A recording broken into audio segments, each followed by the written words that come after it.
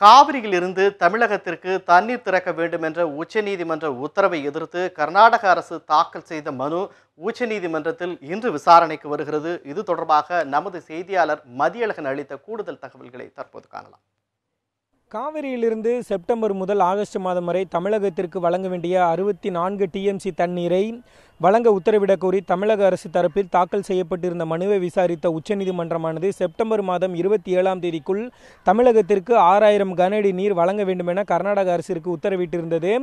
இதனை எதிர்த்து கர்நாடக அரசு செப்டம்பர் மாதம் 26ஆம் தேதி உச்சநீதிமன்றத்தில் ஒரு சீராய்வு மனுவை தாக்கல் செய்திருந்தது. அந்த மனுவில் உச்சநீதிமன்ற உத்தரவின் காரணமாக கர்நாடகத்தில் பெரும் வன்முறை நிலவி வருகிறது. இதன் காரணமாக 500 கோடி ரூபாய் அளவிற்கு சேதம் ஏற்பட்டிருக்கிறது. அதே நேரத்தில் தற்பொழுது கர்நாடக மாநில அணைகளில் இருக்கக்கூடிய நீரானது மாநிலத்தினுடைய குடிநீர் தேவைக்கே போதுமானதாக இருக்கிறது.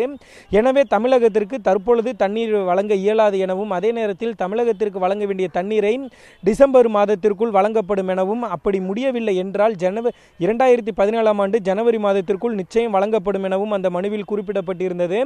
அந்த மனுவானது இன்று நீதிபதிகள் தீபக் மிஸ்ரா, யூ லலித் ஆகியோர் அடங்கிய அமர்வு முன்பு விசாரணைக்கு வர இருக்கிறது. இந்த மனுவானது நீதிமன்ற அறையில் அல்லாமல் நீதிபதிகளுடைய அறையில் விசாரணைக்கு வருகிறது. அதே போல காவிரி நடுவர் மன்ற இறுதி தீர்ப்பை எதிர்த்து மாநிலங்கள் தாக்கல் செய்திருக்கக்கூடிய வழக்கில் விசாரணை முடிந்து தீர்ப்பு ஒத்திவைக்கப்பட்டிருப்பது குறிப்பிடத்தக்கது. நியூஸ் 7 தமிழ் செய்திகளுக்காக உச்சநீதிமன்ற வளாகத்திலிருந்து ஒளிப்பதிவாளர் நதீமுடன் மதியழகன்.